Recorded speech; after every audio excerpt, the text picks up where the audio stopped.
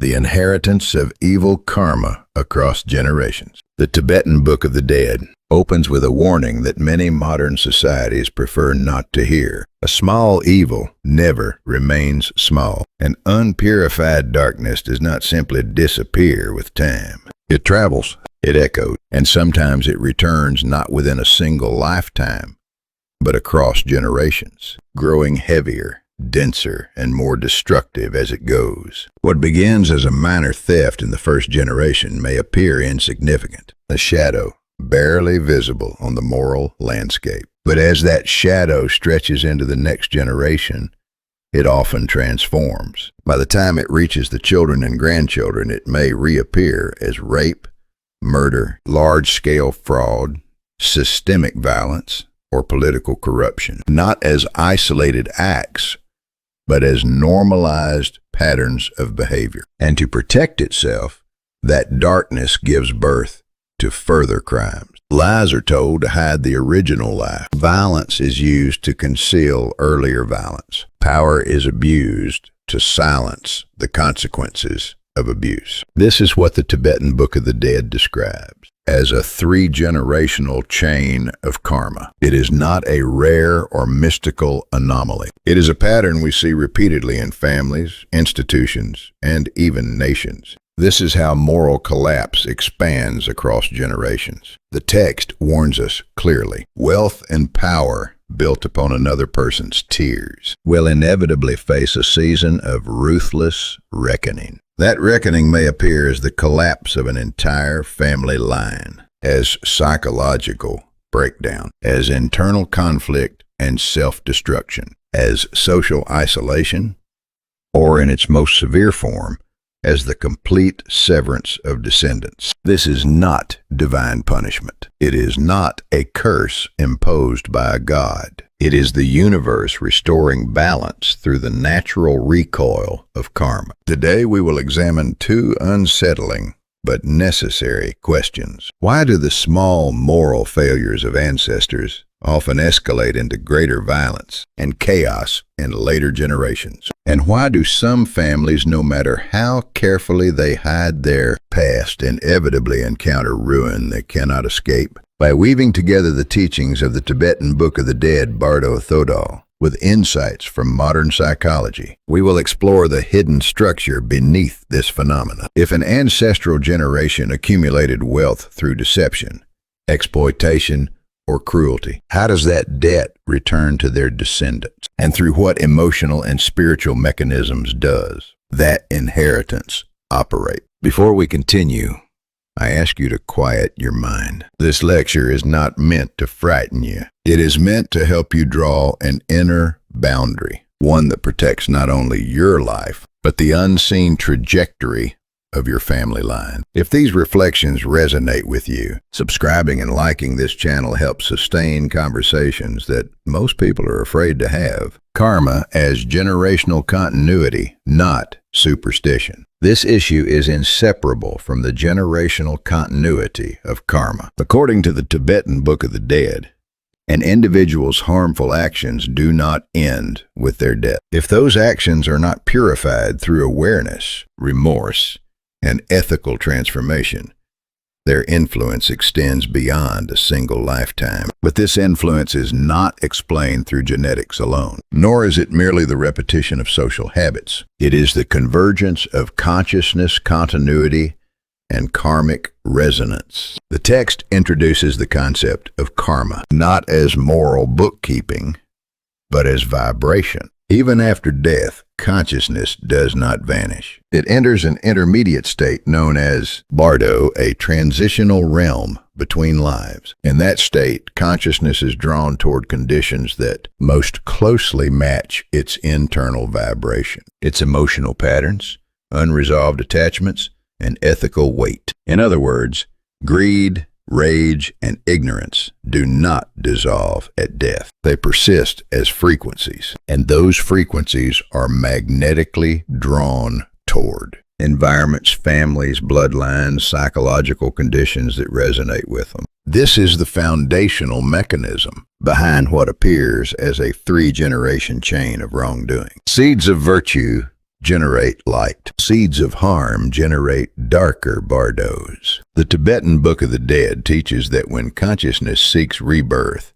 it is not free to choose arbitrarily. It is pulled by the gravitational weight of its own unresolved karma. If a person spent their life deceiving others, indulging in violence, sexual exploitation, or obsessive greed, their consciousness becomes heavy and opaque. It resonates naturally with realms of suffering and with human environments shaped by similar distortions. And if that person clung intensely to family name, lineage, or power, their unresolved karmic fragments may embed themselves within their descendants, not as literal reincarnation, but as unfinished psychic resonance. This does not mean the ancestor returns as a ghost. It means their unpurified karmic vibration replays itself within the psychological field of the family. Thus, when a third-generation descendant repeats strikingly similar acts of cruelty or corruption, it is not evil genes. It is unresolved karma interfering at the level of consciousness. Why the reckoning often appears in the third generation. According to the Tibetan Book of the Dead, karmic resonance seeks balance within 3 lifetimes. By the third generation, unresolved karma must discharge. This is why families often experience dramatic collapse at that stage. Political downfall, economic ruin, psychological implosion, internal betrayal, social exile, severe mental illness, or the termination of descendants altogether. This is not divine judgment. It is karmic resonance correction, the universe rebalancing itself. Yet the text also offers hope. A family's karmic chain can be broken by a single awakened descendant. One individual, through sincere remorse, ethical transformation, and a willingness to confront inherited darkness, can begin dissolving generations of unresolved karma. The idea of tainted blood is a myth. What truly matters is purification of consciousness. According to the Tibetan Book of the Dead, 3 generations of repeating harm are not the result of fate or biology. They are the echo of unresolved greed, rage, and deception, reverberating through time. But that echo can be silenced, and the power to silence it does not belong to gods or punishments. It belongs to awakened awareness. One conscious descendant can become the seed of liberation, the one who ends the darkness and opens the path for a new lineage of light. When unpurified karma interferes with the next generation. Second, we must confront a deeply uncomfortable truth. Unpurified karma does not remain dormant. It interferes with the consciousness of the next generation. When harmful actions are not purified through repentance, reflection, and inner discipline during one's lifetime, their residue does not simply fade away. Instead, it flows toward the most compatible energy field, most often one's own descendants. This happens not merely because of bloodline, but because mental habits, emotional reflexes, and desire patterns tend to repeat within the same lineage. Families do not only pass down DNA, they transmit ways of seeing the world, ways of justifying desire, and ways of silencing conscience. Thus, if the first generation leaves behind the karmic imprint of theft, the second generation rarely repeats the same small crime. Instead, that unresolved imprint evolves into something larger: heightened greed, obsession with power, and an intensified urge to dominate others. What began as theft of property matures into theft of dignity, reputation, and even life itself. This is not accidental. The Tibetan Book of the Dead explains this through a crucial principle. Karma does not mature through time, but through intensity of vibration. In other words, wrongdoing does not dissolve simply because years pass. When left unexamined, it accumulates. And the longer it accumulates without awareness, the more forcefully it erupts, often in the consciousness of the next generation. In Buddhist thought, this is called ripened karma, karma that has matured to the point of inevitable discharge. Thus, if the greed of the first generation manifested as simple theft, by the second generation it ripens into a far more destructive form, the theft of rights, lives, and moral order itself. This is why the second generation often represents the peak of moral collapse. The Tibetan Book of the Dead warns us, when desire deepens, it transforms into arrogance and ignorance. Unchecked greed creates the illusion of godhood, a belief that one stands above consequence. That arrogance blinds individuals to the suffering of others. As a result, the second generation no longer seeks mere possession, it seeks control. Power becomes the instrument through which injustice is normalized, and violence becomes a tool for maintaining dominance. The text cautions, a small desire never remains a small evil. If unpurified, it grows across generations into a far darker force. The original theft, then, was not simply the taking of money. It was the planting of a conscious seed, the decision to ignore another person's pain. When that seed is left unexamined, it grows. By the second generation, it mutates into what can only be called the theft of humanity itself. At first glance, this may appear to be a matter of criminal psychology, but when examined closely,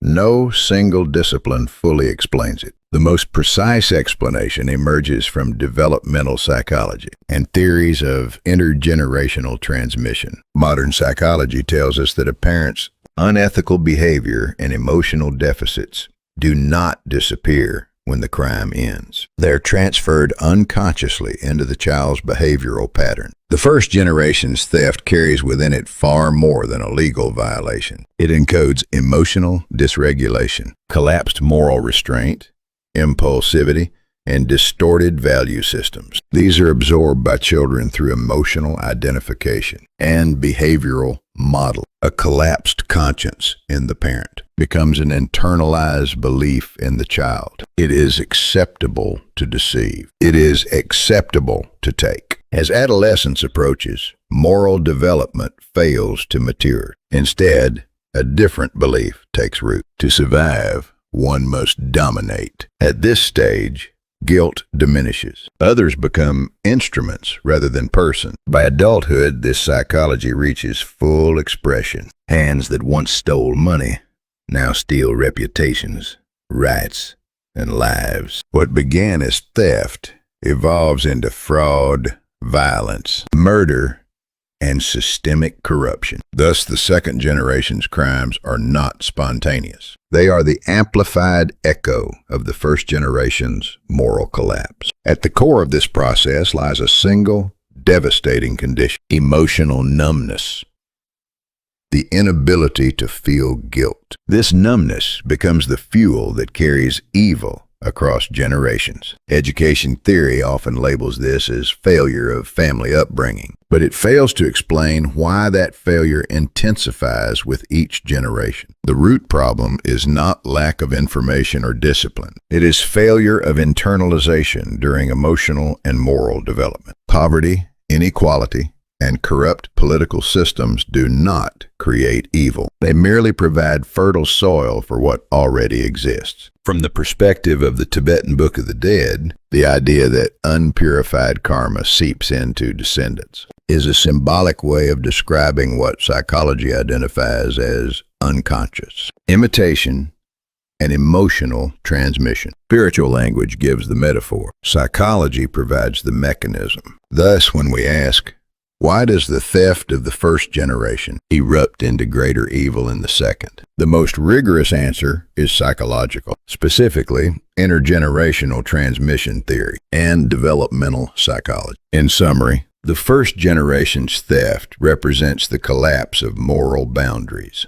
When that collapsed inner model is imprinted onto a child's unconscious, the second generation acts without guilt, escalating behavior into larger forms of power and violence. This is not mystical retribution. It is psychological inevitability. A child's wrongdoing is often the magnified expression of a parent's unresolved moral failure. Which leads us to a difficult question. What kind of moral education did the parent provide? Both the Tibetan Book of the Dead and psychological interpretations of karma agree on one point. Evil is not inherited through blood, but through imitation of emotional posture and behavioral justification. Children absorb not what parents say, but how they justify their actions. If a father committed embezzlement, leaving countless ordinary people in despair, and his child later commits even greater crime, this progression is often explained by 5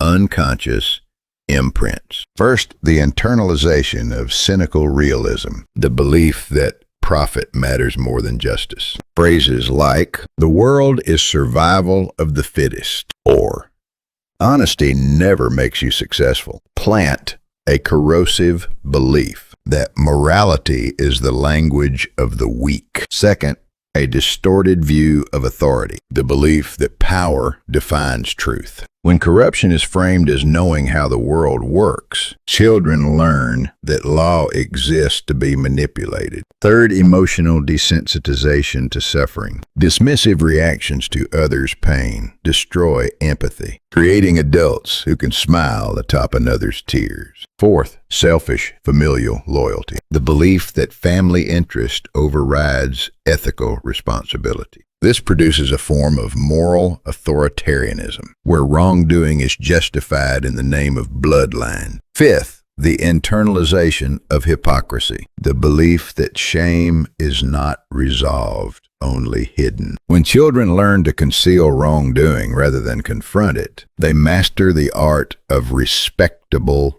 evil. In this way, unpurified wrongdoing does not disappear. It evolves. And by the second generation, it no longer steals possession. It steals souls. Why power does not stop the antisocial mind. At this stage, a critical question emerges. Why do individuals with antisocial personality disorder, even after reaching the peak of power, wealth, and protection, fail to stop committing crimes? Why does domination never satisfy them? The answer cannot be reduced to a single cause. It must be understood as a convergence of psychological conditioning, developmental failure, environmental reinforcement, and neurological adaptation. Ultimately, the crimes of the second generation are not the result of genetics. They are the consequence of the first generation's philosophy of injustice, being imprinted into the unconscious structure of the child. In the symbolic language of the Tibetan Book of the Dead, the soul of the first generation remains within the inner world of the child, reborn as a new form of desire. In psychological terms, we call this structure antisocial personality disorder,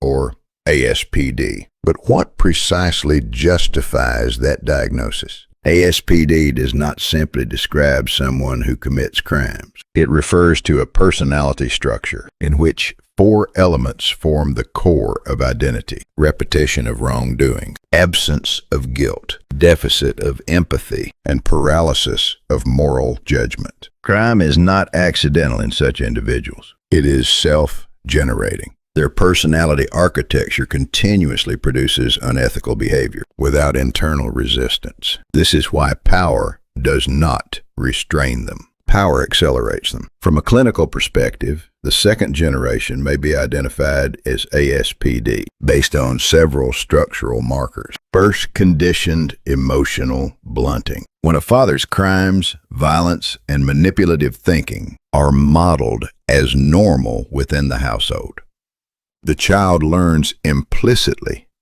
how not to respond to suffering. Over time, emotional responsiveness to others' pain is systematically untrained. Neuroscientifically, this is reflected in diminished activation of the amygdala and impaired regulation by the prefrontal cortex, the very circuits responsible for empathy, fear conditioning, and moral inhibition. Eventually, screams, fear, and distress no longer elicit emotional reaction. In some cases, they produce stimulation or pleasure. This is not moral failure. It is neurological conditioning. Second, distorted moral reasoning. Individuals with ASPD do not evaluate right and wrong according to social ethics. Their moral calculus is transactional. What preserves advantage? What secures dominance? Cognitive distortions such as exploiting the weak is not wrong, being weak is, are internalized belief systems,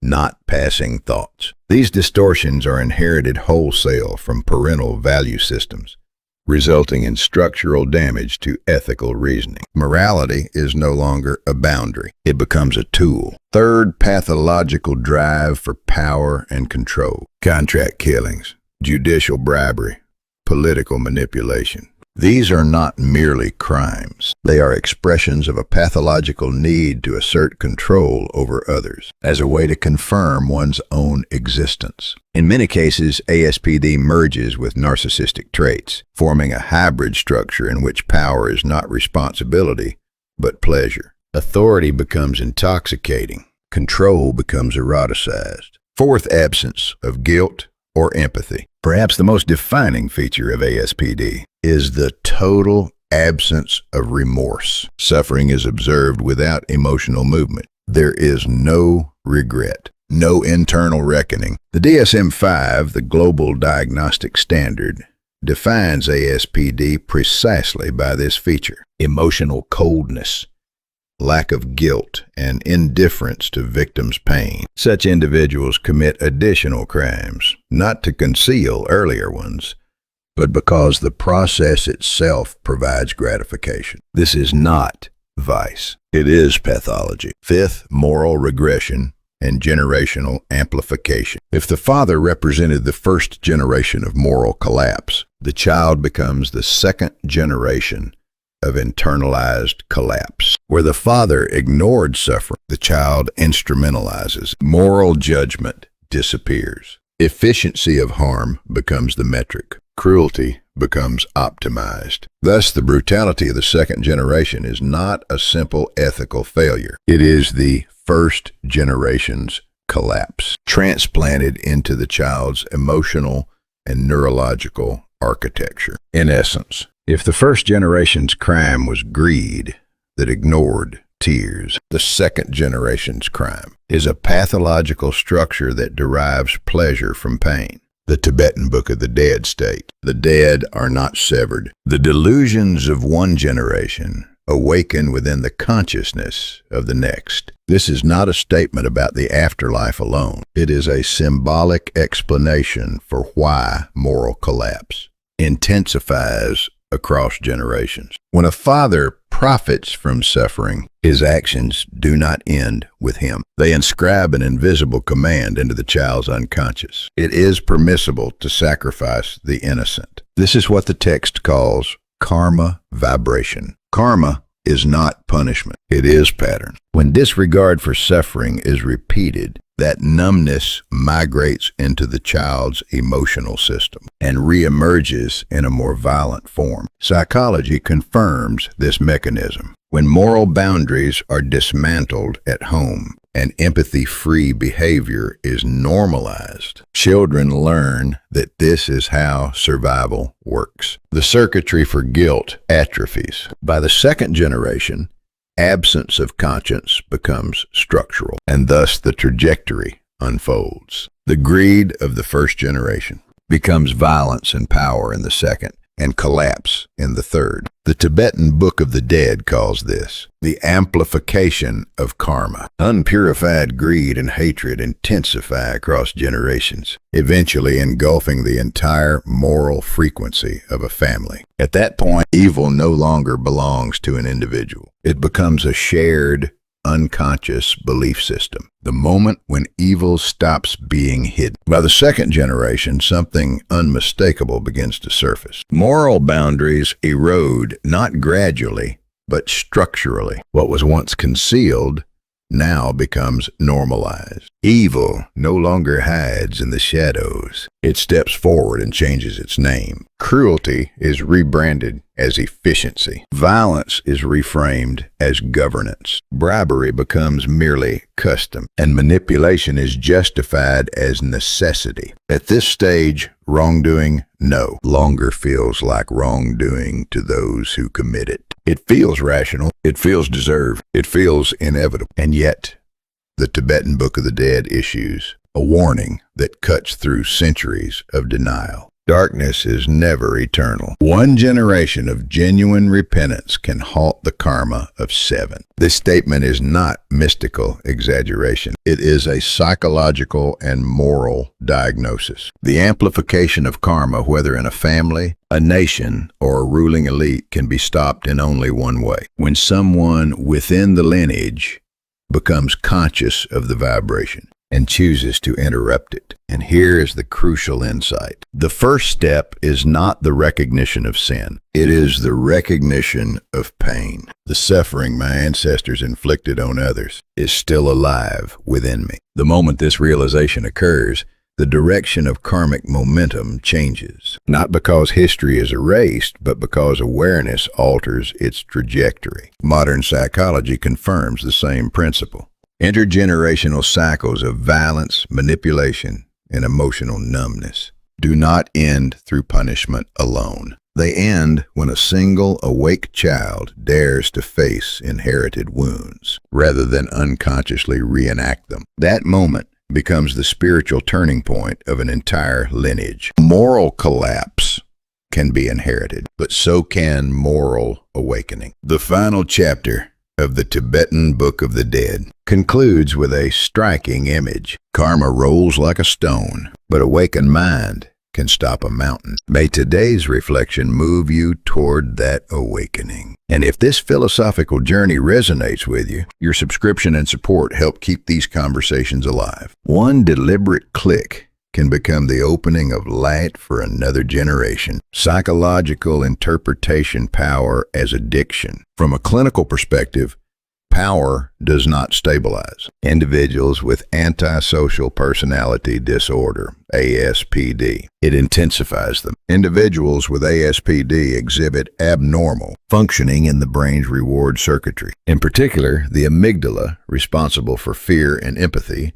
and the prefrontal cortex, which governs impulse control and moral inhibition, are underactive. As a result, the emotional signals that normally restrain harmful behavior, fear of consequence, empathy for others, moral discomfort, are muted or absent. Instead, pleasure is derived not from ethical achievement, but from domination, control, and risk-taking. The thrill of danger itself becomes the reward. Crime is not inhibited by risk, it is amplified by it. Thus, when individuals with ASPD reach positions of power, they do not calm down. They escalate. The same neural mechanisms that once sought minor transgressions now demand larger, more extreme stimuli.